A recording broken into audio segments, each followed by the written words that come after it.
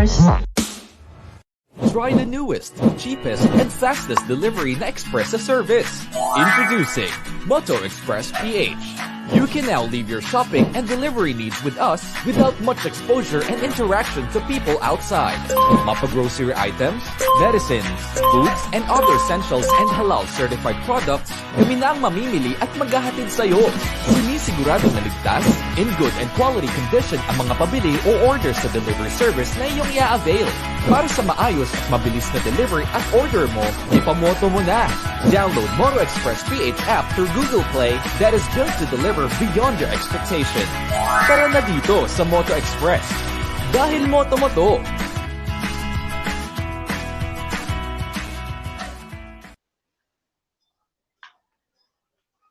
Bismillahirrahmanirrahim. In the name of Allah, the entirely merciful, especially merciful.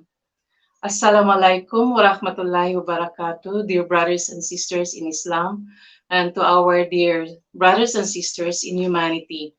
Once again, we have this Dear Sister Khadijah program every Friday at 5 to 7 p.m. to share with you our opinion with regards to legal issues that are attached to the letter senders that we will be reading.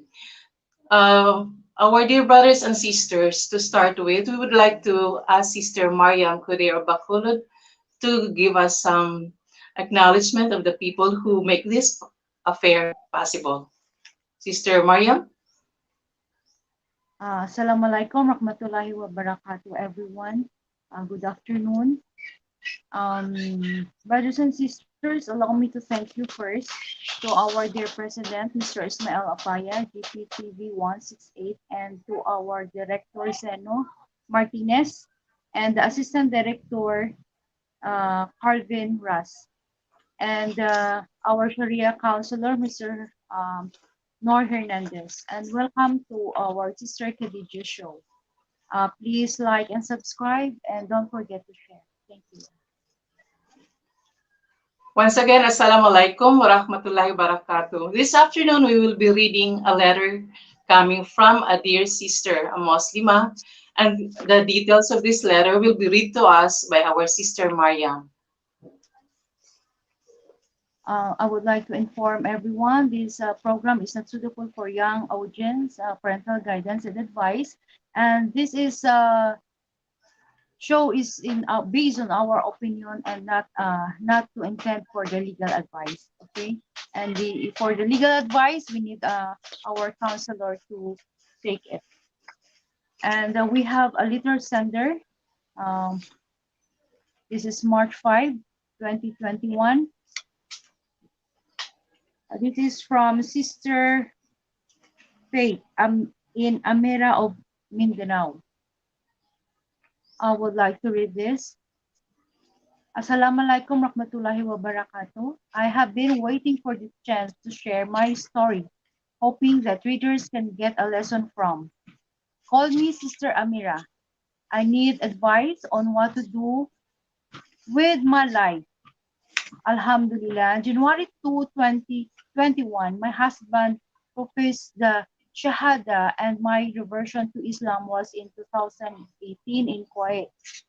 In November 4, 2019, I come home from Kuwait but did not went straight to our house because my husband did not want me to accept my reversion to Islam. While I was in Kuwait, I tried my best to add him to group chats that talk about Islam in addition to telling him by himself on what Islam is all about. Upon arrival, I just went to our hometown and decided to stay at my sister's house. I came up with that decision that just he doesn't want me to become a Muslim, but with the rumors that he was having a girlfriend on my first few years of having worked in Kuwait. It was really painful, Sister Khadijah. I never imagined a kind of relationship like this, like any other woman working abroad. My intention is to have a better life for my family than I grew up with. I keep those pain to myself It has been my dua that the family would be in the fold of Islam. We have three growing up children. Weak as I am, I also entertain Muslim tutor, and I have told my husband that a Muslim intend to marry me. I asked him to agree on that decision, even verbally, but he never agreed to it. When he went to see me at my sister's house on that day, January 2, I let him choose to sign that there will be no more connection between us or that he will accepting Islam. He professed the Shahada online. It was with the same Islamic center that I took my Shahada while in Kuwait, but was done through WhatsApp. After that, he went back to Bukidnon because he was some work there and later came back after 2 weeks.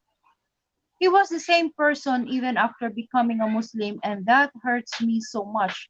I really detest it, sister, seeing him eating haram food, engaging in vices like smoking, drinking, and others.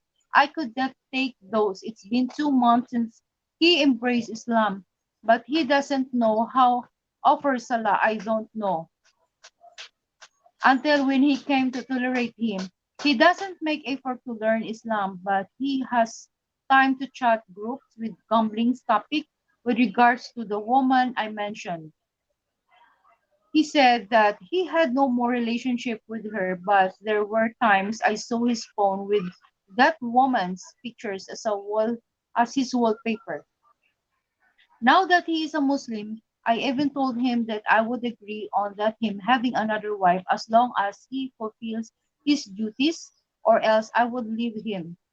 He has worked in one banana plantation for decades actually. He has a capacity to have more wives because it is I who loaned money for our small business enterprises. I never have saving from my work abroad because there was a time that he was imprisoned for drugs cases, and another time when I was about to go back to Philippines, I sent him money for a house repairs, but he never went to intended for my purpose. For was another incident of which I 8 months pregnant and was physically abused. The barangay official even informed me that he cannot back home cause of what he did to me. Despite of this, Sister Khadijah, I still give him a lot of chance, hoping he would realize how important he is to me and to the children. Sister Khadijah, I hope you shed light on my situation. I really need those eagerly waiting for response. Your sister in faith, Amira of Mindanao. Thank you for sharing with us your life story, Sister Amira. And really, that is so painful to hear, knowing that what had really happened to you, despite that you both decided to embrace Islam. What do you think are the advice that we could give to her sister? Of course, our dear viewers, we are here to give only our opinion, and this is not to substitute any legal advice. Can you give Yes. some? Yes, sister. Yeah, Sister Amira told us that she is already married for a decades and he has already 3 children. She has already 3 children, That's right. um Sister Elenida. As what I said before in the previous show that we have, since you are engaged with the civil code of the Philippines, you are married in the civil code, of course that is not entitled that you are free to get remarry again, Sister Elenida. And I would like to read about Article 13 application, as what Please go ahead, Sister Mariam. as what we said that to our viewers that in application Article 13 in PD 1083 Article 13 Section 2, in case marriage between a Muslim and non-Muslim solemnized in accordance with the Muslim law on this code, the Civil Code of the Philippines shall apply. So, Sister Amira, I am very sad to tell you that since you are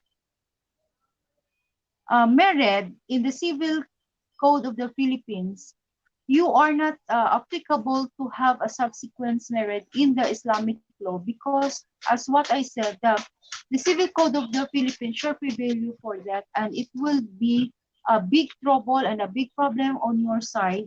Both of your side, the husband and the wife, has accountability for this issue, sister.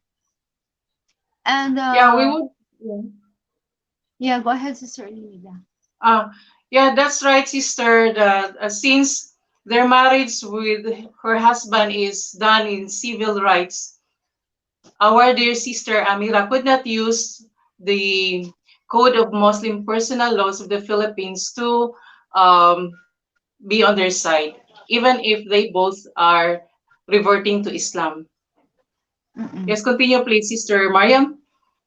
Yes, you can make a subsequent marriage as long as you have a divorce paper or annulment paper issued by the civil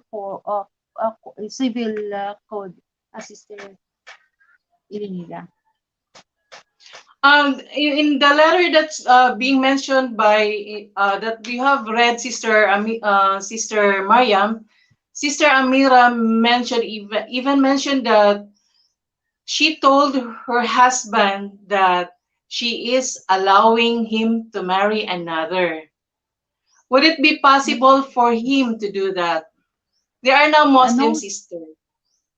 even you are reverted to Islamic base. This is this opinion based on our opinion. I mean, you are not allowed to get married as long you get a final papers from our issued by the court, as what I said is the annulment and divorce papers. But what if sister she would not be divorced by her husband, yet the husband would be contracting another marriage, meaning he would have additional wife. Is it possible if, for example, they both are Muslim couple? Let's just imagine that they are really married to Islamic rights. They have not undergone civil marriages. Mm.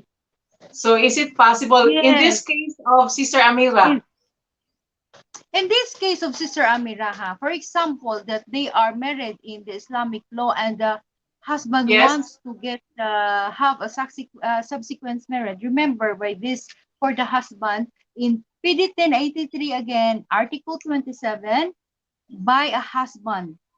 Notwithstanding the rule of Islamic law permitting a Muslim to have more than one wife, but one wife unless he can deal with them with equal companionship and just treatment as enjoyed by the Islamic law and the only exceptional cases.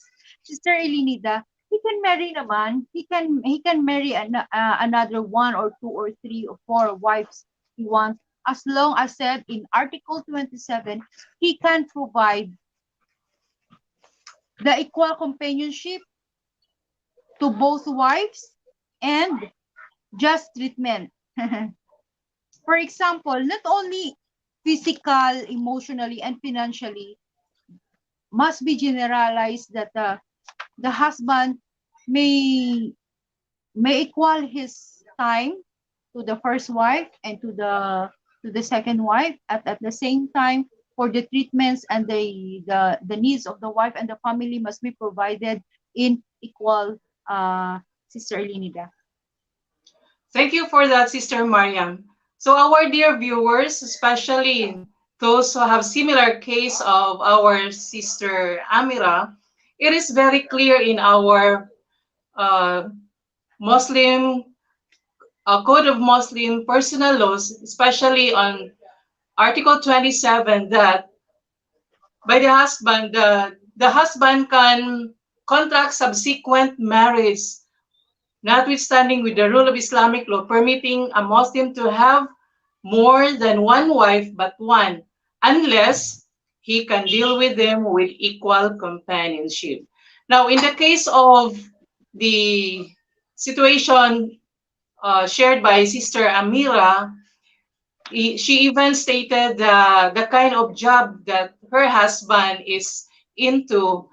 We believe that with this kind of provisions that we are mentioning, her husband could not really give equal companionship as well as just treatment to anybody or to any Muslima that he is planning to uh, con- uh, engage or having a Paano nga marriage. to? Pakibate. Assalamualaikum.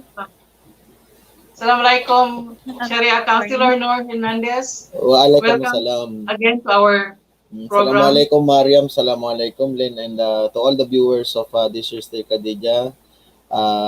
Assalamualaikum to all. Let me say that Bismillahirrahmanirrahim. Alhamdulillahi Rabbil Alamin. Wa salatu wa salam ala Rasulullah wa ala alihi wa ashabihi wa man istabqa sunnati ila yawmiddin. Thank you for joining me, Derek Sino and President Ismail Laba. Salamat po. So, I heard that you are discussing about Article 27 of PD 1083. It is Yes, very timely to discuss about these provisions of Code of Muslim Personnel Law so that our viewers and subscribers will eventually take advantage of the provision that is provided under the PD 1083. Okay? So where are we na, Lynn? Ano ba yung pinag-uusapan nyo na? Sisters Amira's situation, attorney, is this. Si Amira. Yeah, both her and her husband are Muslim. And then, despite the sufferings that she is experiencing with her husband, she still give hope. She's still having hope. And then even she mentioned to her husband that she is allowing her husband to contract subsequent marriage. They were previously married in civil rights, Sharia Counselor Noor. Okay. So, meaning to say, sister, the sister who sent the letter is presently married to a foreigner. No po. Her husband is Filipino. Filipino. Reverted to Islam. Converted Just to recently. Islam. And the problem is that she allowed that her husband to contract subsequent marriage. Yes, that's what she mentioned in her letter. That is why you are quoting the provisions of subsequent husband in Article 27 of PD 1083, whereas the code simply said that any Muslim husband who desire to contract a subsequent marriage must first consider that he can deal with them with equal companionship, right? This is very, very important to discuss. And before we discuss that, I saw Abigail Pasha who greet Salamu Alaikum. So everyone, let us greet si Abigail at i-promote natin yung kanyang negosyo. No, si Abigail. Assalamualaikum, Sister Abigail. Ano ba yung business si Abigail? Yung travel and tourism, di ba? Napakaraming, a lot of people is benefiting from her daily post in Facebook because she is the one who telling us about the leap of the what do you call that? The swab test in the required swab test in when you travel in provinces, right? So ito si Abigail, sinasabi niya na kung ano yung mga updates ng ating ng IATF. Okay, going back doon sa sinasabi natin. So if yung ating letter sender, if our letter sender allows an husband to contract subsequent marriage, then it's not for her to decide. Yung kanyang decision is just a personal opinion niya o personal choice niya because it is the law who will consider if they will come to a certain settlement. Remember, the law is there so that we will be guided. Di ba, Mariam? For example, uh, there is provisions in Article 162, Mariam. Di ba? If you remember, Mariam, in Article 162, the law said that any Muslim husband desiring to contract a subsequent marriage, before so doing, what is the requisite? In the Article 27, attorney. He has 162. Article he has 162. to he has Mhm. to file a written notice to Right. the clerk Mhm. of court. That is right. Mhm. So, each and everyone among Muslim Filipino, before contracting a subsequent marriage, must, before doing so, file a written notice in our Sharia Circuit Court. What was the purpose of filing a written notice, Len? Di ba? Pinapatawag Yes. sila. They were Yes. summoned. They were invited by the court. And what is that court? The Agama Arbitration Council. Council. Counsel. Maria, what But happened in the Agama? Maria, what happened? that, Kwento mo but nga, Maria. sister, attorney, Sister Amira is marriage under the civil law, not in the Islamic law. Ayun. Oh, if she was married, no, for those who listen here in our program, married under Muslim rights, and they allow their husband to contract another marriage or subsequent marriage, before Yes. doing so, sabi nila, must file a written notice so that they will be invited by the Agama Arbitration Council. Now, listen to this, ha. These are the procedure aspect bago mag-asawa yung isang lalaki. Alright? The reason behind this so that we can confirm if there is any what? Anong dahilan if there is any collusion among parties which was mentioned in Article 30, Paragraph 2. Di ba? Nakalagay dyan, no, solemnizing officer shall perform the subsequent marriage mentioned unless he has certain that there was no collusion among parties. Why? Because it should be a happy family should be guided by our laws and our religion. That cannot be left alone in the decision of one party. Di ba, Len, hindi pwedeng ibigay lang sa isang tao yung decision yan. Kailangan i-involve nila ang ating korte. Why? Because it must be procedural. There must be a procedure bago nila po gawin yun. Now, eto tanong natin sa mga kababayan natin. Di ba po? Ito tagalogin natin ng konti para marami din naman ng makaintindi naman ng ating napapansin ko kayong dalawa English kayo ng English dahil sa sinabi ko. Ganito, no? Paano naman kung hindi nila sinunod din? So you go to Article 183. O, si Mariam magbabasa kasi maganda boses ni Mariam. O, 183 Mariam. Kabisado ni Mariam yan. Di ba? O, In page 10, 83, Article 182, in 183. 183. Offense Okay. relative to subsequent marriage, divorce, and revocation of divorce, a person who failed to comply with the requirements of Article 85, 161, and 162 of this code shall penalize by arresto mayor or fine or not less than 200 pesos but not more than 2,000 pesos or both in discretion of the court.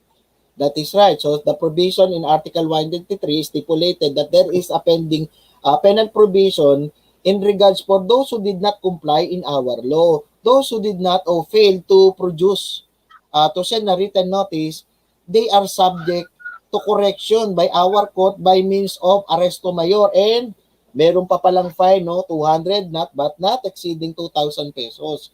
The reason behind kung bakit ini-impose siya ng ating batas because in our civil code provision there was mention about in the preceding article of human relation. Sabi niya rito under Article 19, let me share this civil code provision. Sabi niya rito na every person must in the exercise of his rights and in the performance of his duty act with justice. At narinig mo every person, sabi niya, in the exercise of his rights must act with justice. Katarungan, sabi niya, give everyone his due and observe honesty and good faith. Ngayon, hindi ba pwedeng mawala yung good faith kapag hindi sila inaayos ng gobyerno? Do you agree with that, Mariam? Kung iiwan lang sa kanila ang desisyon, di ba maaari nilang abusuhin? That is why our Sharia court pasintabi lang po with no offense to those who already contracted, subsequent marriage without following this procedure, they are also liable. Pero binabanggit lang natin to para maintindihan nila kung ano yung nakasulat sa batas. Wala po tayong pinatatamaan po dito. So, Mariam, what else? Oh, Len, what else? In the case of Sister Mira, Sharia Counselor Noor, can she use PD 1083 for their case since they were both married in civil rights? Can they enjoy? Actually, there is a provision in PD 1083. No, in regards to the effect of are both of them Muslim, the husband and wife? They are already Muslim. Lang. After their marriage in the civil code, they reverted to Islam. Okay, if they already reverted, sana po pakinggan po ito ng aming taga-subaybay, no? So prior to their conversion, they were married under civil law. Am I right? Yes. Then Yes, after okay. sometimes they convert into Islam. Both of them converted to Islam. Am I right?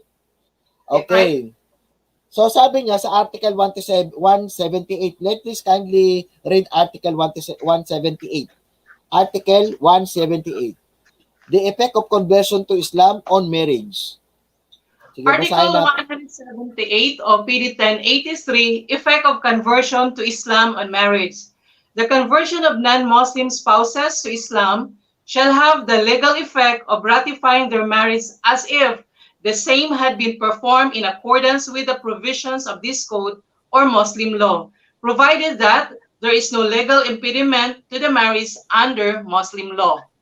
What was meant in this law is that the effect, sabi niya, the effect of conversion to Islam on marriage is that, sabi niya, the conversion of non-Muslim spouses to Islam shall have the legal effect to ratify, no, their marriage. Or the word ratify means to correct, no, to correct something that is wrong, okay? To correct something, to ratify their marriage as if the same had been performed in accordance with the provision of this code of Muslim law or Muslim law. Para sabi niya, di ba sila kinasal sa civil code? Alright? Tapos nag-convert silang dalawa.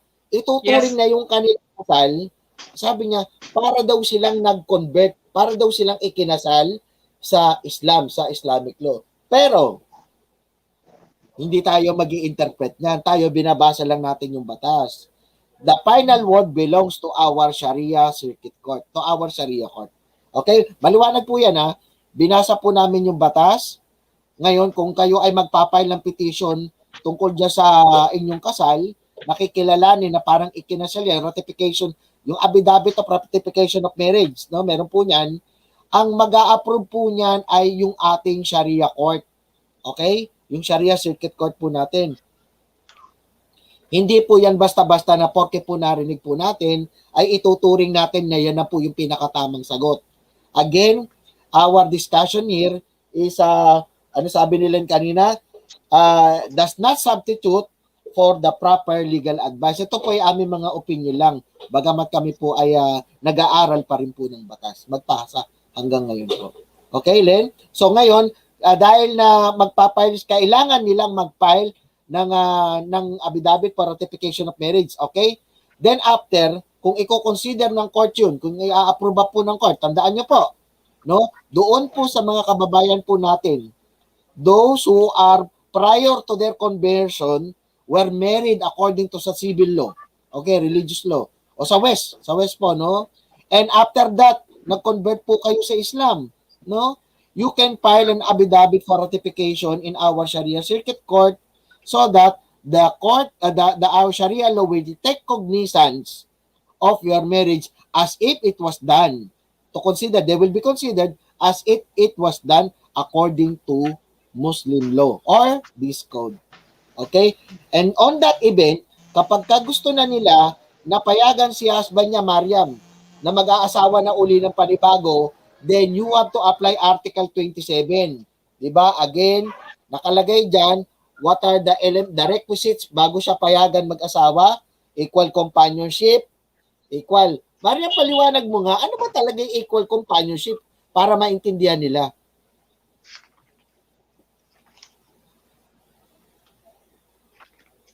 Okay. Len, ano ba ibig sabihin ng equal companionship dito? Equal companionship means, Sharia counselor knows that the husband has time, physical presence Okay. with his family. Okay. So it's not only mag-aasawa lang sila tapos hindi naman pala nila kayang they are not able to physically present sa kanilang pamilya. Because one of the purpose, 'di ba? You know the case of Chiming Choi versus Court of Appeals, 'di ba, Len?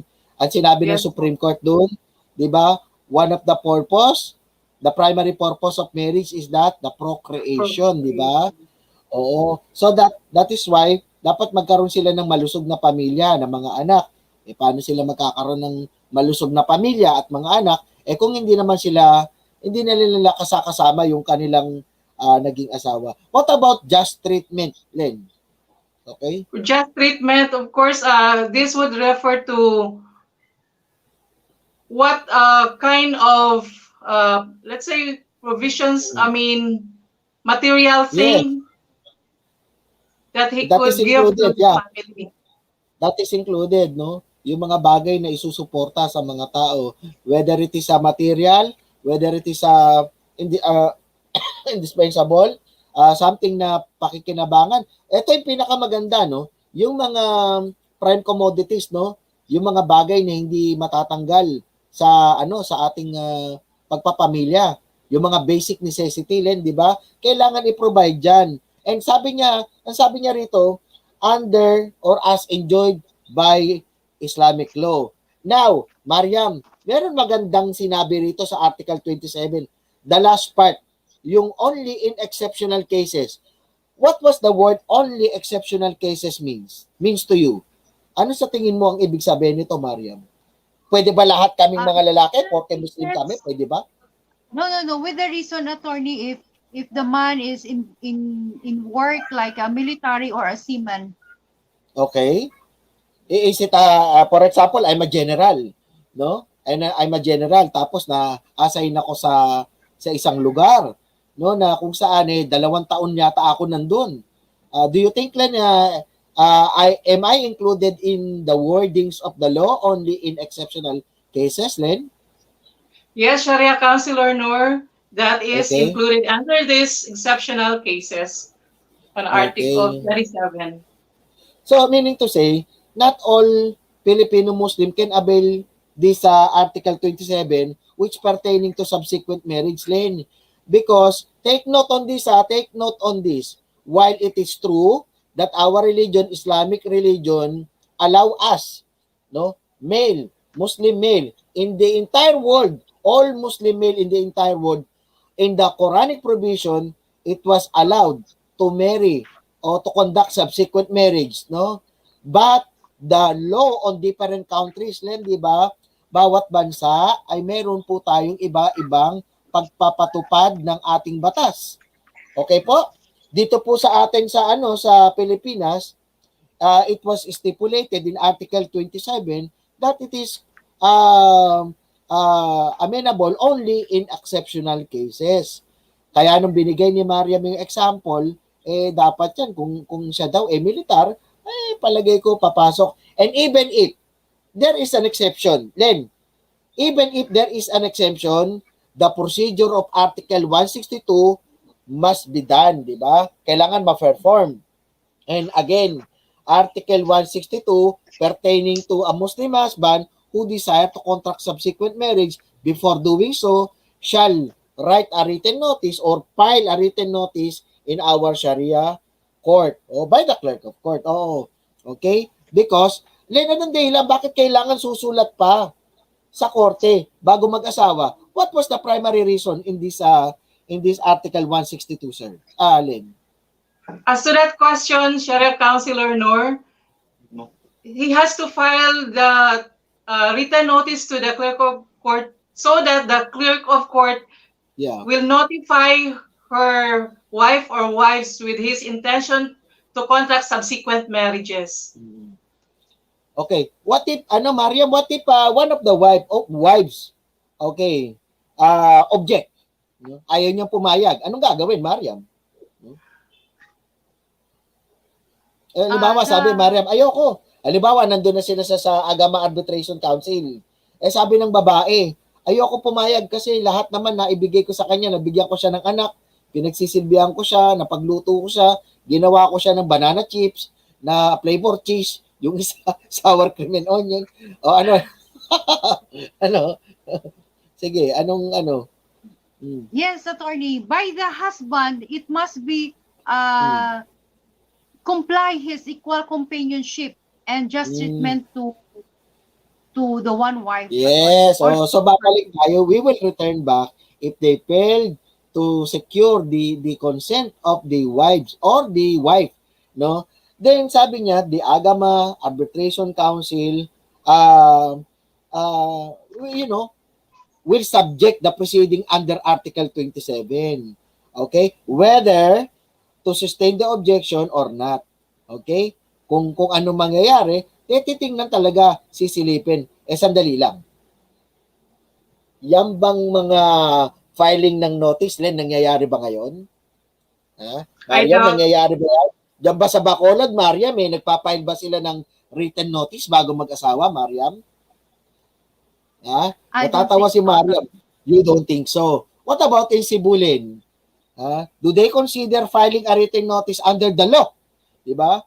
Ginagawa ba nila yan under the law?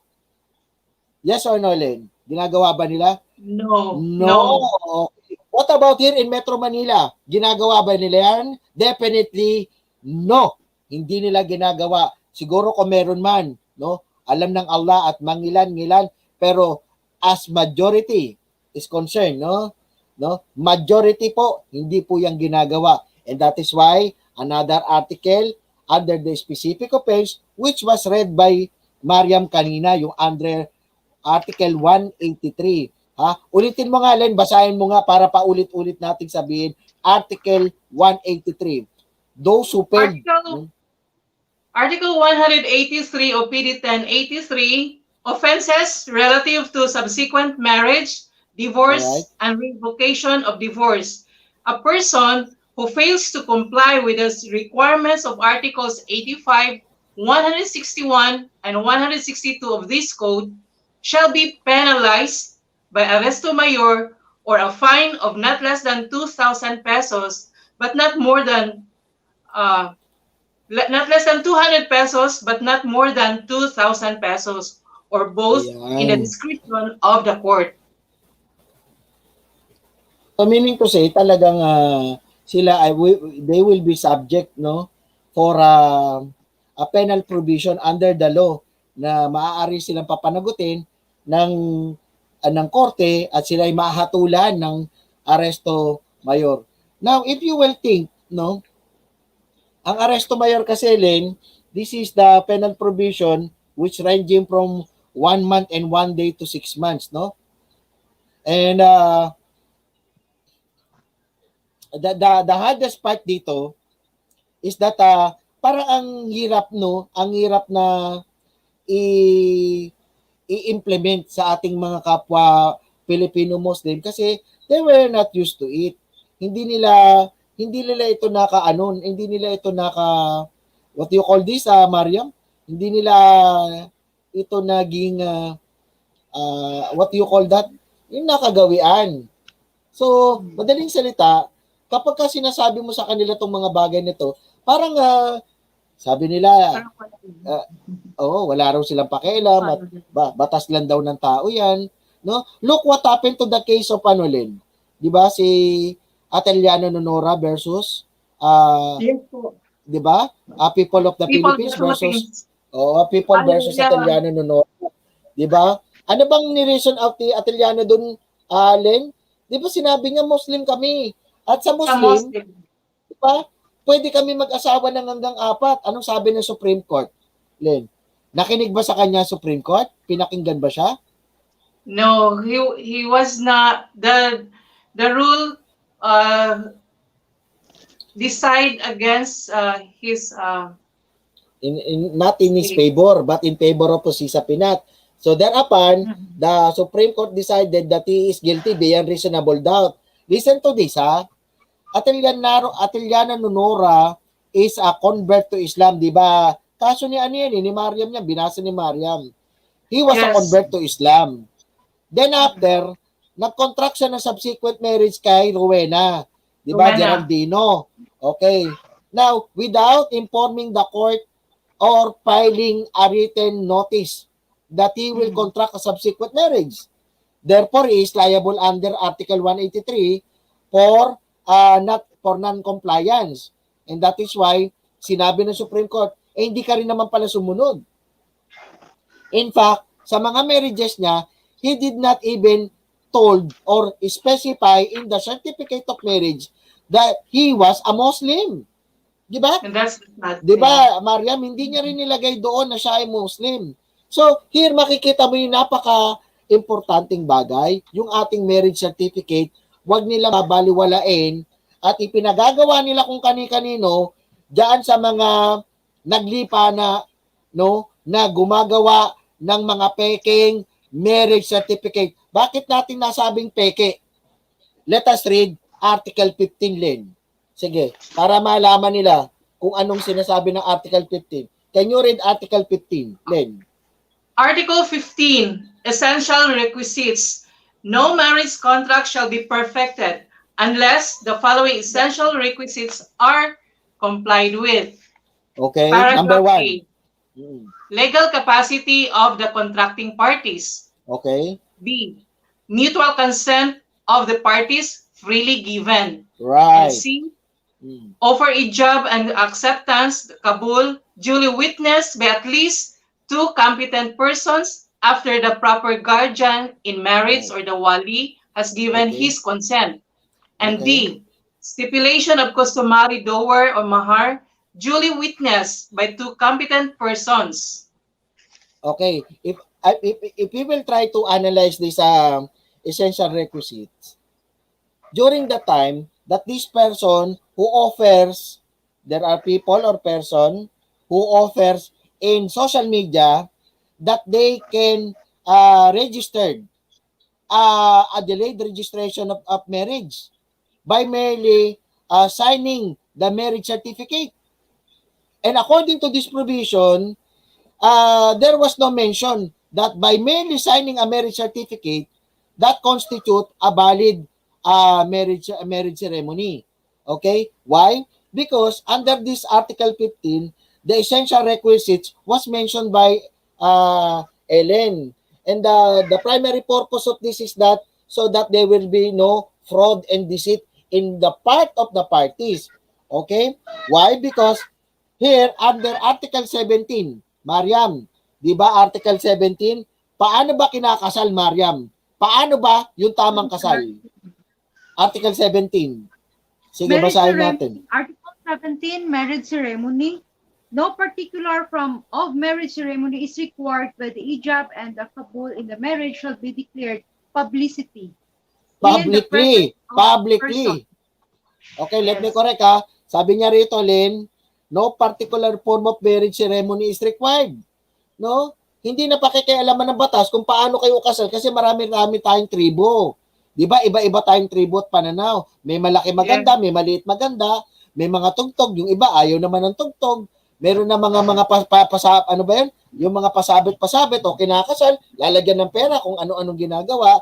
So there is no requirements in the performance of a marriage ceremony. Basta hindi lang kayo magiging immoral.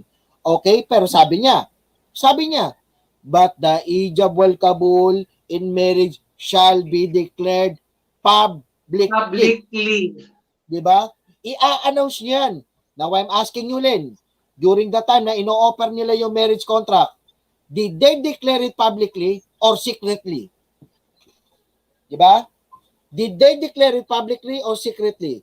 They declare it secretly. Bakit?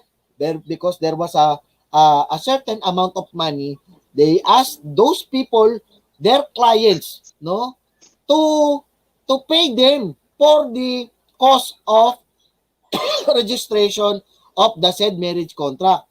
But under this provision, sabi ng batas dito, they should have a marriage ceremony. Okay? The ijab wal kabul must be declared publicly. At anong pinakamaganda rito? No? Anong pinakamaganda rito, Mariam? Yung binanggit? The presence of the person solemnizing in the marriage and two competent Witnesses. Okay? So, dito, ito binigyan niya ng diin, in the presence, no, of the person solemnizing the marriage with two competent witnesses. Okay? So, dapat yun yung totoo niyang kasal. Yun yung, basahin natin tong sinabi ng family code dito sa, meron bang epekto ang pandaraya? Tingnan natin kung ano sinabi ng ating family code tungkol dito sa pandaraya. Page 25. Alin, babasahin ko lang tong, ang author nitong libro na to, The Family Code of the Philippines, annotated by Attorney Rufus Rodriguez. Kilala nyo si Attorney Rufus Rodriguez. Anong sabi niya rito? Page 25, sabi niya rito, Justice Puno, no? Justice Puno, one of the justices of the Supreme Court, sabi niya, with whom the committee agreed, stated that if there is a license and said license is irregular, the marriage is valid. Sabi niya, but if there is a forgery, okay kapag kami, what is forgery, Lynn? Diba? Anong forgery? Yung mga dinodoktor-doktor nila yung pandaraya, diba? Basahin natin yan mamaya sa criminal law, sa revised penal code. But if there is a forgery, sabi ni Justice Puno, the marriage is void. Okay? Kapag meron silang pandaraya, sabi ng Supreme Court, the marriage is void. Okay? Dapat po bigyan natin ng aral at babala ang ating mga kababayan na kumukontrata, no? Lumalapit po dyan sa mga taong nag-o-offer daw ng halika kayo kanya, kayang-kaya kong i-register yan. Kahit ang asawa nyo, nandun pa sa ibang bansa, kayang-kaya ko. Nagpapauto yung mga yan. Diba? Nagpapauto. Ito na nga, sinabi na nga ng Supreme Court. But if there is a forgery, diba? And what constitutes forgery? Diba? Those who are affixing their untrue signature. Diba? What else? Tingnan natin to mga falsification of, eto ni-record namin to kagabi. Counterfeiting or imitating handwriting signature. Diba? Mga pinepeki-peki nila yung mga kung sino daw yung nagkasal. Hindi naman pala yun na nagkasal. Diba? Causing to appear that a person that participated in any act. Pinalalabas nila na meron daw kasal na totoong nangyari, wala naman pala. Okay? Attributing to a person who have participated in act. Those facts made not them. Sinasabi nila na itong tao na to ay kasali sa kasal. Pero yung totoo, hindi pala mga kasali. Ano pa, nakalagay dito, making untruthful statement. Diba? Ang masaklap dito, may bismillah pa silang ginagamit. Diba, Mariam? Diba dyan sa, meron ba dyan sa bacolod nito? Mariam? Bismillah, diba? Ha? May bismillah pa? Tapos, puro peki rin pala yung pinaggagawa. Elaine, ito, tanungin kita. Paano nga daw magiging peki? Na-erestro naman daw pala ng maayos. Diba? Yan yung mga pilosopo, diba? Len, namimiloso po. Paano naman magiging peki yan? Na-erestro naman pala ng maayos. Ano sa tingin mo, Len? No? Paano nga? So, ano ba yung pinaliwanag ko dati tungkol dyan? Na, oo nga, na-erestro. Pero anong gagawin doon sa rehistro? Gagamitin yung laban kanino? Gagamitin laban kay sa kanila. Di ba? O nagyabang pa, no, Mariam? Nagyabang pa. Sabi niya, uy, paano naging peke nakarehistro? PSA, PSA yung nakarehistro. May tatak pa doon sa ilalim mo, Sharia District Court ng ganito, Sharia Circuit Court ng ganito. O ano ngayon? Niregister mo pa, niyabang mo. Yung pala, gagamitin yung laban din sa kanila. Diba? Right? Bakit gagamitin laban sa kanila? It is a prima facie evidence na katotohanan na mayroong nangyaring illegal solemnization of marriage. Diba? Merong falsification of public documents. Alright? Okay, what else? Diyan sa mga, Mariam, ito napapanahon tong pag-usapan. Pasensya na kayo. Naging madaldal ako ngayon dahil hanggang alas 6 lang ako. Diba? Yung isang oras, bubugbugin yung dalaway ng mga, maraming nakikinig, ayaw mag-message kasi, naku, kinakabahan ako, meron pala nakasulat sa batas. Eto, pag-usapan natin tong nangyari dito sa napakaganda nito. Mariam, no? mag-asawa sila. Okay? Hindi na nila matagalan yung isa't isa. Mag-asawa sila. Alam mo ginawa, Mariam, dito sa kasong to, gumawa sila ng kasulatan na sila ay hiwalay na. Okay? Gumawa sila ng kasulatan na sila hiwalay na. Sila lang mismo gumawa, nagpagawa sila ng kasulatan. Hindi nila inimbolve ang korte. Gawa-gawa silang ganyan. Tapos, Pwede ang yan, ginawa nila, ha? Pwede po ba yun? Ito na nga, sabi nito, ito yung Balinon versus De Leon. O, ulitin ko ha, baka may gustong mag-ano nito, Balinon versus De Leon. Okay, matagal na to nangyari na to. 1954 pa to, 1954. Si Justice Paras pa to. Okay, so gumawa sila ng kasulatan, okay, na sila daw ay hiwalay na at wala na silang pakialamanan. At pagkatapos nito, yung kasulatan na yun, ninotaryo nila. Again, notaryo nila na hiwalay na tayo, bla bla bla, ganito. Okay. Tanong. Okay if the affidavit is void and contrary to law, yung bang affidavit is void and contrary to law? The answer is yes. Okay? The answer is yes. The affidavit is void as contrary to law, good custom, and public order. Okay? So, according to sa Supreme Court, no, in the case of Balinon versus De Leon, hindi pwedeng gumawa ng kontrata ng paghihiwalay at ipapanotaryo. Void, walang visa yun. Okay, timaan yung ano ko. Di ba? Walang Maraming visa. nangyayari na gano'n, attorney. Pambihira. Ano nangyari dito sa kasong to? Yung abogado na si Attorney Belayo, no? Ano sabi ng Supreme Court? The court reprimanded Belayo, Attorney Belayo, and suspended De Leon from the practice the law for 3 years. 3 taon siyang hindi pwedeng mag-practice ng law. Yan ang parusa sa kanya. Sayang. Talaga. Sayang na. May kanta yan, Len, di ba? Ikaw na nga lang kumanta. Sayang na sayang daw yung ginawa nila. That is why we would like to educate our viewers, our subscriber, Mariam. No, before going to a marriage, no, there is no harm to any one of you if you will ask somebody who are knowledgeable under our laws, no? Our law. Why? Wala naman mawawala sa inyo, magtatanong lang naman kayo. Hindi naman ho kami magagaling. Pero kapag ka binanggit po yan sa batas, dapat po tayong susunod. Bakit po? Kasi binanggit na po yan sa ating batas. Okay? What else? Ano pa yun? Eto, Len, maganda tong pag-usapan natin ha. Total, meron na lang akong 4 minutes. Itong Article 45. Len, kinasal. Pero wala namang record. Anong gagawin? Di ba? Meron bang ganun, Mariam, kinakasal, wala marriage certificate? Ha? Anong epekto nun, Mariam? Sometimes, okay, nangyayari pala yan. Len, ikaw, halimbawa, merong kinasal tapos wala namang record. Anong gagawin?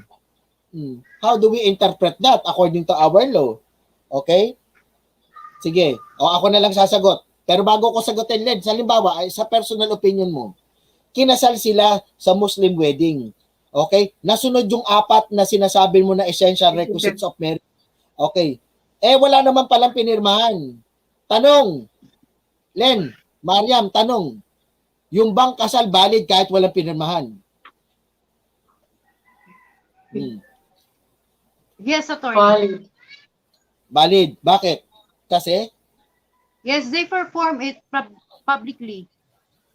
Kaya nga, because they already comply with the essential requisites of marriage under Article 15. But in the absence of marriage certificate or any written contract na sila ay kasal, it does not invalidate, no, the said marriage performed, the performed marriage. Bakit? Ganito sabi ng Supreme Court kay, anong kaso to? Pugeda versus Trias. Okay? Under this case, no, this case was promulgated by a Justice Labrador on 1962. Case ba to ha? Pakinggan nyo, ang gaganda nitong case nito. Pugeda versus Trias. Sinabi ng court dito, no? The mere fact that there is no record of the marriage, okay? The mere fact that there was no record, wala talaga, Lin. kinasal sila pero wala talagang record, walang makita sa munisipyo, walang makita sa NSO, ni sa barangay walang makita. Sabi ng Supreme Court, the mere fact that there was no record on the marriage exists in the registry of marriage, it does not invalidate the said marriage. As long as the celebration thereof, all requisite for its validity are present. Ha? Quote and quote, period na yan ha, period na yan ha. Pogeda versus Trias. So ganito yan ha, ulitin natin. Doon sa mga sister natin kinasal. At alam nyo sa sarili nyo na yung apat na binanggit ni Len. Len, ulitin nga natin yung apat na importante para masabing valid. Number 1, legal capacity to contract marriage. Legal capacity to contract Very good. parties, mutual Okay, number consent of 2. the parties duly given, Number 3. and authorija baksit kabul duly witnessed by at least 2 component person after the proper guardian in the marriage. Okay, number 4. Has given consent, and the stipulation of customary dower. Oh, Duly that's witnessed constitute. Di ba, Len? That all constitute the essential requisite. If that Yes all po. is present, kapag apat na yan ay present po, yan po Valid. ay na sa inyong kasal, nandiyan po lahat yan. Okay? The marriage is valid even without the presence of the record or any certificate of marriage. Kahit wala pong pinirmahan, maaari po yung i-validate. Now, di ba, ito mga exempted to dapat no? Exempted to kasi at that time 1962 pa to. 1962 pa to. Di ba itong nangyari na itong Pogeda versus Trias? Pero ngayong panahon na to, Len. Ha? Ngayong panahon natin ngayon. Pwede mo ba sabihin, Mariam, na wala daw silang nakitang marriage certificate, Mariam? Pwede ba 'yun? Is that a valid excuse, Len? Na wala daw silang nakita? No po. No Bakit? po. Di ba? That is why hinihimok ng Supreme ng Philippine Statistic Authority na yung mga nagkakasal kailangan meron po kayong authority to solemnize marriage. Bakit? Yes. Kasi iba na po yung panahon ngayon. Dapat to may accountability po kayo. Meron po kayong mga pinipil-upan dun. At kayo po yung magpaparehistro po niyan according to the admin order, di ba, Len? Yung the rule of registration in case there is no Sharia. Di ba nakalagay sa rule number 9, number 10, number 11 ba yun, Len? Di ba? Ewan ko lang kung saan banda. Basta naka-stipulate yun dun. Na dapat in a place where there is no Sharia, saan i-re-register at sino nagre-register? Pare-register ba yun? Kung hindi ba di ba nakakaintindi ng aral? Di ba? Magagawa niya ba yun, Mariam, kung di siya inaantok yata ito si Mariam. Ay, ganito yan. O, ganun na yan, ha? So, I will be leaving you, sister, and you have 1 hour to discuss. Go and tell our viewers what was mentioned under our law. Okay? Mr. That will be Kalakaya, for all. your time. Sharia Yeah. Councilor Noor, we're very happy to have you. Okay, that will Yes. be all for today. And I would like to greet, allow me to greet si Sister Aisha, konnichiwa, assalamualaikum. Okay, hindi, konbanwa na pala. Okay, si Khadijah, ano ba nangyari sa iyo, Khadijah? Kumusta ka na ba? Magparamdam ka naman. Sino pa ba? What else? Okay, kung sino maalala nyo ha, hindi ko maalala iba. And of course, I want to thank first ang Allah subhanahu wa ta'ala and thank you Direct Sino for allowing me to enter in this program. And thank you din po, assalamualaikum kay President Ismail Abaya. And for each and every one of you, thank you Len, thank you Mariam, assalamualaikum warahmatullahi wabarakatuh. Waalaikumsalam. Thank you. Thank you so Yes. much, Sharia Councilor, for the insights. And those of course are the legal advice from our dear Sharia Councilor Noor Hernandez. We are so happy to have him during our show. Alhamdulillah, we learned a lot, right, Sister Mariam? Yes, and I would like to add that the marriage certificate or the sign of marriage certificate after the marriage ceremony must have triplicate copy. It's stated here, no, in the Article 17, PG 1083. We have Sister Aya Farman, Salam Attorney, Cecilia and Sis Mariam, very interested in the topic and discussion. Assalamualaikum, Sister Aya. Thank you for watching. Yes, in the additional to the attorney, Sister Ilinida, in PD Yes. 1083, saying in the Article 17 that the declaration shall be set for an instrument in the triplicate copy, signed or marked by the contracting parties and said witness, and attested by the person solemnizing the marriage. One copy shall be given to the contracting parties, and another sent to the circuit registered by the solemnizing officer, who shall keep the third. Yan. Kailangan Yes. pala may sign ng marriage contract and it must be have a 3 copy for that, Sister Elvira. To our dear viewers, Sister Mariam was reading Article 17, the continuation of Article 17, which is on the marriage ceremony. So at least we know that the marriage must be declared publicly in the presence of the person solemnizing the marriage and two competent witnesses. So our dear sisters, when, for example, this marriage would happen to you, remember that this must be done publicly and with the presence of the solemnizing officer with the competent witnesses, the two witnesses. And the copy, how And many copies that are? I would like to invite our viewer, Sister Ilinida, to like and Yes, please. subscribe the show and share. Yeah, And keep send doing comment. those, please. Comment. We need your support. We know that there are a lot of Muslim Filipina out there who don't know yet what are the Code of Muslim Personal Laws of the Philippines, as well as the Civil Code of the Philippines. With your sharing of our YouTube video as well as this FB page, you are helping our sisters be educated on what are the right thing to do. Of course, you need the expertise of Sharia counselors. What we Yes. are advice.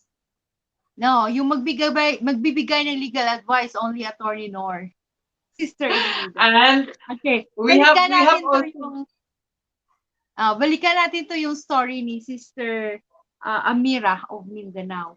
yes, Since the Sister Sister Amira. Amira said na nagtanong siya daw sa asawa niya kung pwede siya mag-asawa, and the husband also asked her na pwede ba siya mag-asawa. So, Sister Linida, again and again, we need the written ano yung sabi dito, Sister Linida, kailangan na nila magsulat sa Sharia asking permission to have the subsequent marriage.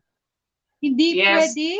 Stated again in PD 1083 Article 162, the subsequent marriage, any Muslim husband desiring to contract a subsequent marriage shall, before so doing, file a written notice. Therefore, the clerk of court of the Sharia Circuit Court of the place where his family reside, upon receipt of said notice, and the clerk shall serve a copy thereof, the wife or wives, should any of them object, agama attribution counsel shall be constituted in accordance with the provision of paragraph 2, and presiding the article in agama attribution counsel fails to obtain the wife's consent, the proposed marriage, the court shall subject to Article 27, decided whether or not sustain her objection. Hindi lang sabi-sabi na nagpaalam na ay nag-agree na si husband ko na pwede na ako mag-asawa, or nag-agree na si wife mo na pwede na mag-asawa. But here in the Article 162, should file a written notice regarding to subsequent or proposed marriage. Sister Elinida. Yes, to our dear viewers, we should not neglect to know what are the provisions in our PD 1083. Remember, we are familiar with this statement Ignorance to law excuses no one. So if in case there is a plan for a subsequent marriage, the husband has to file a written notice to the court, forming the court that he is intending to contract subsequent marriage, be it number two or second marriage, or third or fourth, so that the court will be notifying the wife or the wives that he is planning to have this subsequent marriage. So we should know what are this what we should know what are these laws that govern our lives. Remember that we are Muslims. We are bound to follow the laws of the land as well as the law of our Sharia, the Sharia court. And it's really clear that in our Sharia court, these provisions are clearly stated. Um, what else, Sister Maria? Can Informing we of, mention? yeah. Yes, please. Yes, Sister Lenita? Yes, go ahead, please. What about those the authority of those solemnizing officers? Can you share with our viewers what are who are authorized to solemnize marriage? This is on Article 18. In Article 18, Sister Lenita, Yes, please go ahead.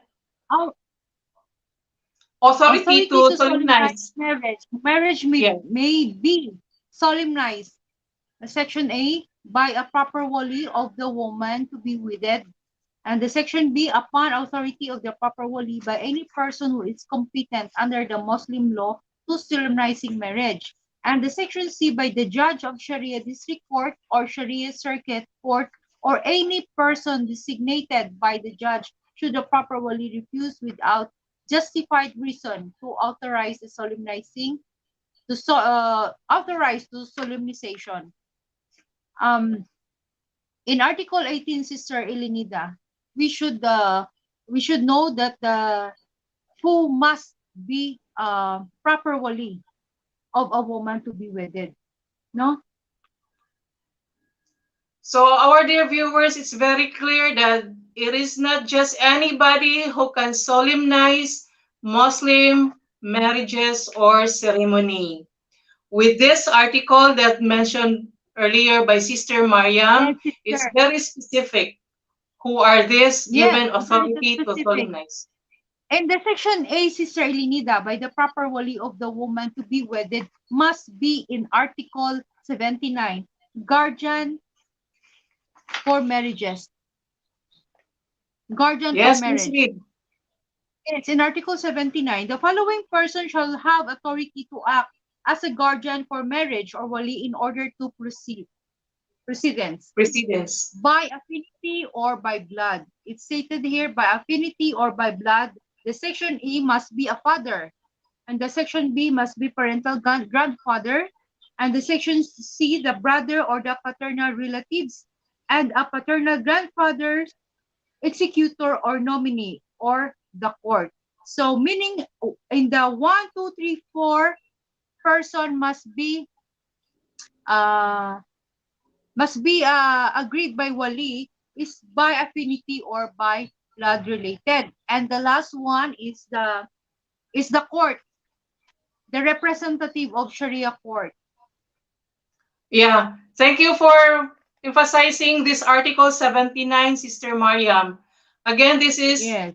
with regards to the guardian for marriage or the wali. The following person shall have authority to act as guardian for marriage or wali in the order of precedence, meaning the first on the list is the father. The father, yes. The, yes, if in case the father is not around, succeeding condition is that the paternal grandfather. So there is this The lowest. order, Sister Mariam. First the father. So without the presence of the father, it could be the paternal grandfather. What Yes. if these two are not present?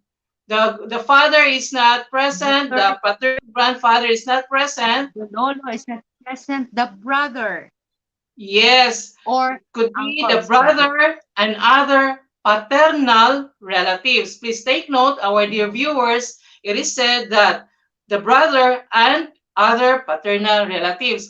What if Sister Mariam, the father is not there, is not around, the paternal grandfather is no longer around, the brother and other paternal relatives are also not around? Do they have any The pater choice for this?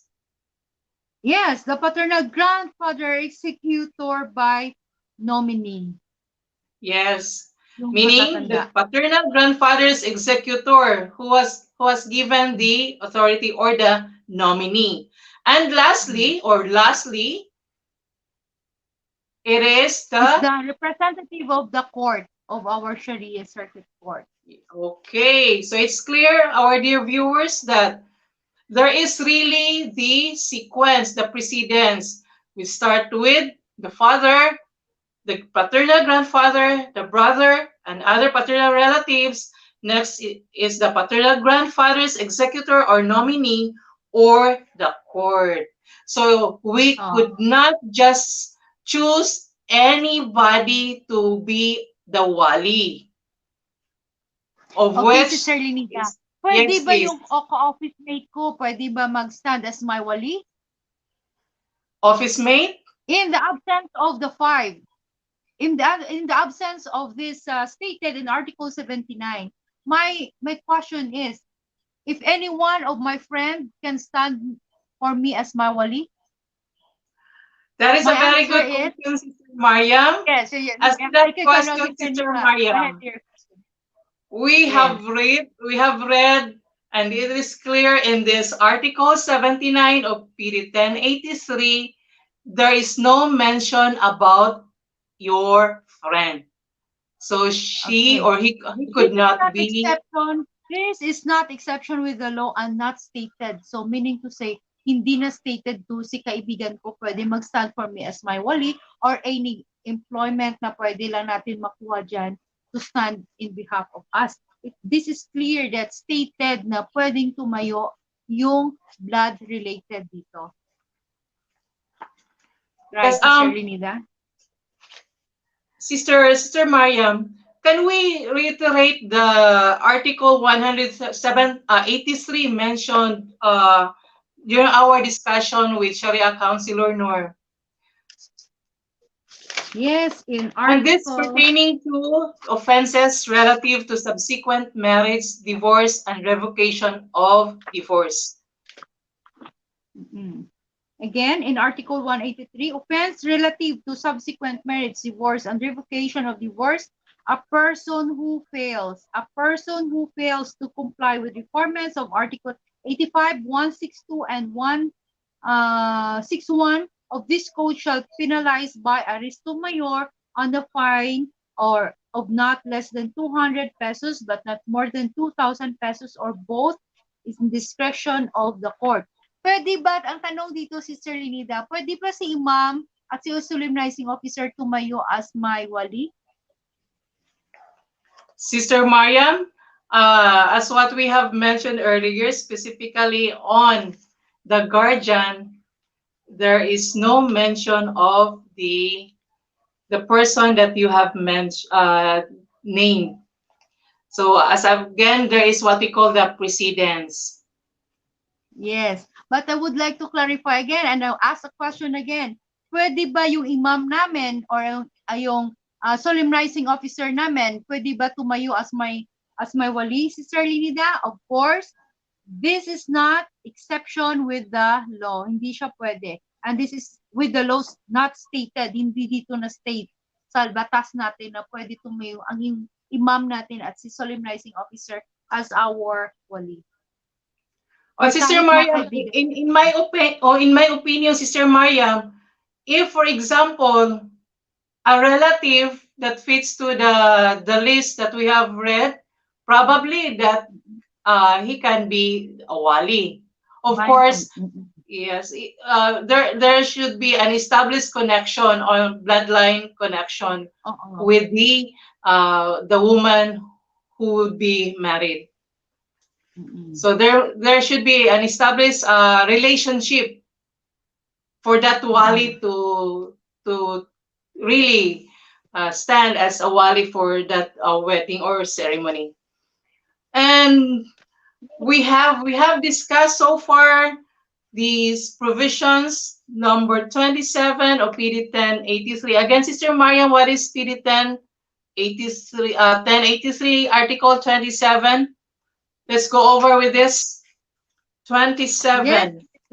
by the husband again, by the husband. This is subsequent marriage by the husband in Article 27. And for those who want to have a subsequent marriage, the man must have a rule of Islamic law permitting a Muslim to have more than one wife, but one wife unless he can deal with equal companionship and just treatment as enjoyed by the Islamic law and only in exceptional cases. But in the case of Sister Amira, hindi pwede na nag-ask lang siya permission sa asawa niya and si husband niya nag-ask din permission. It must be written in the Sharia court, Sister Elenida. Yes, if they have passed those articles that are mentioned earlier with Sharia counselor Noor, and then Mm-hmm. you have to seek legal advice from a Sharia counselor, Sister Amila. Now, if in case, as what you have mentioned earlier in your letter, I mean that your husband has such work in a banana plantation, right, Sister Mariam? He Yes, and I works in like a banana banana also because one of plantation. my besties here in Bacolod is banana chips, Sister Elenida. Banana chips and banana I-promote na By the natin to way, yung mga product natin. Soon to be open nationwide. yeah, Alhamdulillah, I would like Inshallah. to encourage our dear viewers to purchase or buy the products of Sister Mariam. Yes. We have can you mention Mariam's your product, Sister Kitchen. Mariam? Banana stick. Yeah, yes, that is our brand name, Mariam's Kitchens. Mariam's Kitchens banana stick. With we have many different flavors, Sister Linida. And aside from Ah, that, what are there those? we have yes. Aside from that, we have another products available soon, inshallah. What are those flavors, Sister Mariam? Might be our viewers Yeah, would be ordering you after our show. for the children, is the most requested flavor is the sour cream and cheese. Sister Linida. But for the old ones, like for us, na marami nang, we are not allowed to take more sugar, more salt, we have plain banana chips, Sister Linida. Walang Are there flavor any siya. other flavor? Are there Yes, any we other have flavor? salt and pepper. And I'm using Ah, Himalayan pink salt for our salt, wow. Sister Linida. And we have vanilla and muscovado flavor. We have honey also. We have a lot. I think Alhamdulillah. we have 10 na, but step by step, we're making it out in the public na. As soon as we have the label and the proper, what do you call that, the proper logo. Alhamdulillah. To Yes. our viewers who are really health conscious, buy or purchase the product, the healthy snacks made by Sister Mariam. And Yes. it Inshallah. is it in what is the packing for this, Sister Maria? We have 80 grams for the small one. We have 80 grams. We have 150 grams. And for the canister, we have 250 grams para marami na. And I would like to tell also our viewers, Sister Mariam, that I am one of the distributors of Sister Mariam's banana chips. Yes. You can buy from me And also for Cebu. those who are residents in Cebu or nearby provinces. Yes, inshallah. Inshallah. Okay, going back to that issue on Sister Amira. Especially, we mentioned that we are in question now of the capacity of her husband for Mm-mm. this contracting subsequent marriage, knowing the fact that he works in a banana plantation. So we could just imagine how much wage is he receiving from his work. And especially on this time, uh, we have to ask, is the salary or the wage that he will be receiving from his work in that banana plantation enough to Enough. satisfy the needs of his family and that one that he is planning to have? Plan two. What do you Yes. think, Sister Mariam? I would like to state and emphasize again in the essential requisite of the Article 15 that before you get married, you must have a legal capacity to contract parties. So, mabigay mo ba ang legality or the yes, it will be the essential requisite of four needed to a husband, and he has a capacity to make it na magkaroon ng subsequent marriage if if his salary is enough for the one and to get another one. Yeah. And Really need that. as we know also, Sister Mariam, that there are brothers we have that are contracting subsequent marriages. Now, if we are going to read again this article, it is very clear that that Kaya husband niya must kaibig have. yan. Yung equal companionship, the time and the finances of the uh, both wife, Sister Lenida, or both family, if he wants to. Yes, he cannot just use religion to favor on his side without considering what are really these provisions under our PD 1083. As Muslims, again, our dear viewers, our dear Muslim sisters, we have to know what are these provisions that would govern us our daily activities, especially on those plans that we would like to have, like for those who are not yet into marriage life, or for those who are planning to contract marriage or subsequent marriages. We have this code of personal laws, personal code of Muslim personal laws of the Philippines to guide us in every actions that we would like to take on. Yes, anything more we can share with our viewers, Sister Mariam? Yes, I would like to invite our viewers to have a show, Batas at Sharia every Sunday, 12 to 1, Sister Lenida. Yes. And Batas at Sharia. continue, What yes, day again is continue that? watching with us. Dear Sister Khadijah, every Friday, 5 to 7 in the afternoon. And please don't forget to like and subscribe and share, Sister Lenida. For us to be educated on what are our civil code of the Philippines, as well as what are these code of Muslim personal laws of the Philippines. We have programs like the Batas at Sharia every Sunday, 12 to 1. And then for those who are having some marital issues, especially for the Muslim women, married Muslim women, we have this Dear Sister Khadijah program every Friday. It starts at 5 p.m. till 7 p.m. And Alhamdulillah, what we are sharing with you are our opinion. And remember, these are not substitute to legal advice. If you want to know more about what are these provisions that you have to know with regards to the case or the situation you are in now, go to our expert, the Sharia counselor or the Yes, Sharia and we have counselors. Yes, and we have Sharia counselor can give us the legal advice. That is our attorney Nor Hernandez, Sister Elinita. To Yes, our president, Ismael Abaya, thank you for this show. And to our director, thank you also, Direk Seno and Direk Carl.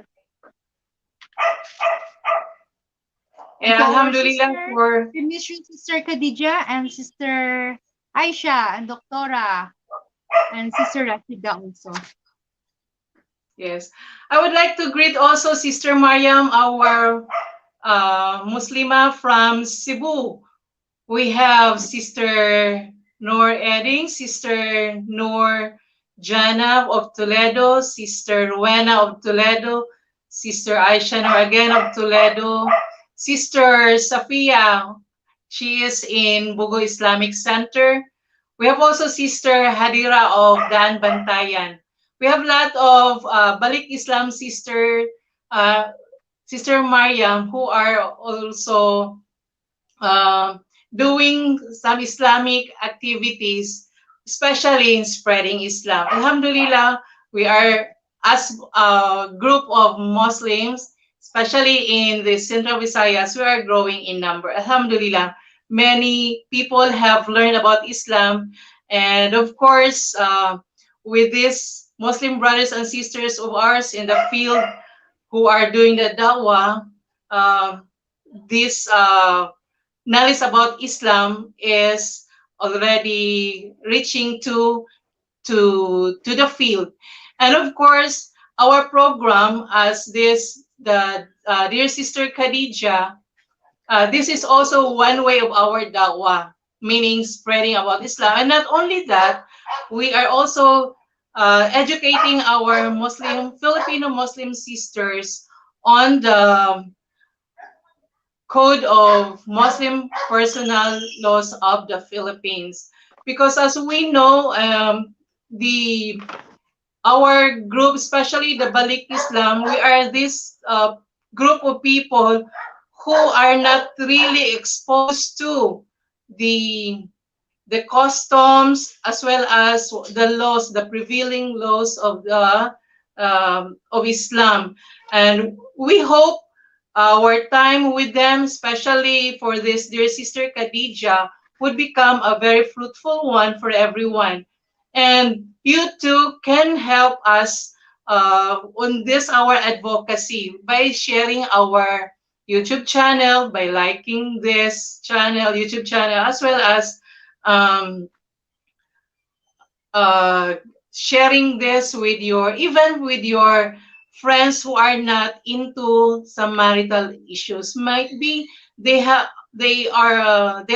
having some friends who are with such problem, and with your sharing, you can help her find solution to have a at least a better life at the end of the day. Yes, Sister Yes, Mariam. Sister. And to our advocacy, the advocacy of violation against Muslima and their children, Muslima women and their children, no, Sir Ilinida, we need to emphasize that there is 9262, Republic Act 9262 that can help us.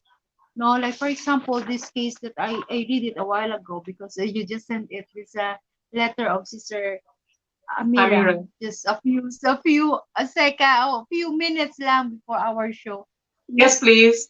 I think she said that parang the same person becoming Muslim and hurts me so much are related. Sometimes sinasaktan daw siya. I read it, but I cannot Kindly. remember where. It, yeah, can you read it, Sister Elinida, that she write that she hurt by the husband. There was an incident of which I was Yes, 8 months pregnant and was physically abused. They mm-mm. even reached to the barangay level, Sister Mariam, and she was Mm-mm. even advised by their barangay captain to file Yes. the husband. Yes, But if that cases na nangyari sa kanya, he can file the violation against women and children under Republic Act 9262, Sister Ilnida. That is our advocacy, is to help them. And the 9262, Sister Amira, can also help you to have the, what do you call, yung rights for you and for your children. Yeah, we would like to remind our viewers that we are here to educate you with regards to ending the violence of Muslim women and their children. So what is happening with Sister Amira might also be Yeah, I true read with that. you. So Yeah. please, even if So, how much you dearly love your husband, but if it comes to the point that he is hurting you, you have the rights, you have these rights given by our law, of which you can turn to for help. Don't just be blinded by this love. Sister Amira or anybody who are in this situation. Yes, there is love yes, to between Sister you. Amira, Sister Yes, Amila, I read it, your letter in the last page that there was another incident of which I was 8 months old and was physically abused. The barangay official even informed me that he cannot go back home because of what he did to you. So because of that incident, that is physical injury, Sister Amira, and that your husband is liable to get into prison for that cases, and you can get also certification to file action regarding on this matter, and you can file it. As said, the 9262 can help us, all women can help us if we are uh, experience the violations of our physically, mentally, and so on to our sa ating mga partner, Sir Elenita. Don't and hesitate to remember, file Sister action for it. Mariam, Sister Amira also mentioned that one time her husband was imprisoned. Was it right? Mm-mm. Yeah, I read it. And that was about what case? Drug case. This is he has a drug case record, Mr. Elenida. So this really caused her a lot of anxiety, no? Not Yeah, that that is the psychological effect onto Sister Amira. Not only psychological, physically abused. She is emotionally, emotionally and psychologically abused, and of stress. course physically abused. And So also hayaan ba natin she mentioned para mga also that her husband is a drunkard, one who mm-mm. also smokes, of which knowing the fact that he's also a Muslim, and really this is a not a good activity of Muslim. Well, Sister Amira just considered that, or maybe she is tolerating her husband because he is just a Muslim for quite some time. He started embracing Islam in January 2. So again, of course, Sister Amira, you have also a task to take, meaning to constantly remind Ah, your husband with regards to oo. the Binasa ko obligation. ulit. Oo. Yeah, Stated that he was working on banana plantation. He he is not the owner of the banana plantation. Akala ko may-ari ng banana plantation kaya pwede siya mag-asawa pangalawa o pangatlo, pang-apat. But he has only a work personnel in the banana plantation. And yes, Sister Amira stated here, he has no capacity to have more wives. So, Sister Linida, akala ko, sometimes, sister, we, uh, yeah, knowing I such think cases, that, really, sister.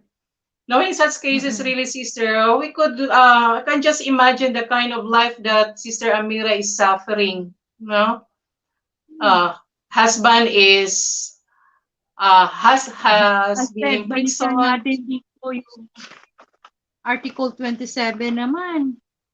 Oh, tingnan mo si Sir Linida. He can give equal companionship and just treatment. Oh, how can he produce a good life to their children that his work is not No. compensate the expenses of the family because he has also only working at the banana plantation. He is not the owner unless he is our owner and he earn more money. He is so rich. Okay, Sister Linida. But again, we if we are going to go back to that provision, I think this is Article 27, right, Sister Mariam? The Mm-mm. exceptional cases mentioned, the exceptional Yes, cases mentioned here is that if he is the a man. military man or he is a seafarer, he can Oh, this. contract subsequent marriage. But in the case of the Oh, husband of Sister Amira, even if he has a hectare of banana plantation, we'd like to remind Sister Amira that don't encourage your husband to contract subsequent marriage, Sister Amira. Well, in fact, you oo. mentioned also that you had that small business and it was you who loaned money to run the business. Mm-mm. So, with that scenario alone, we could really say that um, stop encouraging your husband to contract subsequent marriage because you might be thinking that what you are giving him or mindsetting him is really correct. But again, we're going to refer from time to time as our guidance our Muslim code of Muslim personal laws to govern our lives, especially on with regards to marital issues. Yes, sister. Anything more we can add, Sister Maria? This is what I read at paulit-ulit ko sinasabi dito na for Sister Amira na wag mo na antayin na lalong lumala yung situation na Right. pananakit na maranasan mo ng pananakit o pagbubugbog ng asawa mo sa iyo. Siyempre, you need to get the certificate to file action from your barangay if you want. So, wag kang matakot. Si 9262 are there to support you. And we have So that is also the we have. Yeah, you can talk to Attorney Noor for this issue, Sister Elinida. I would like to encourage Sister Amira to talk to our lawyer, Noor Hernandez, for further information regarding to the status. yeah. It's very important that we have also to realize, sister, or to our sisters that um, as Muslim women, we have the values. We are special. We are not somebody whom a husband, for example, could just hurt us.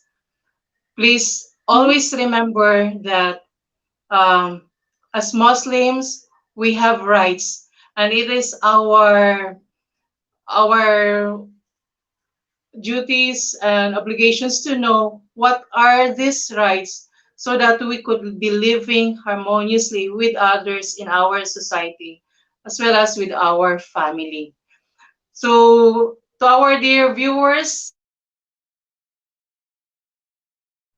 Sister Elinida, I would like to have additional article in thank you PD so much 1083 for giving us your article. time with regards to this. Article 34, Sister Linida, I would like to remind that the mutual rights and obligation to a wife, to a husband, to the husband or to the wife.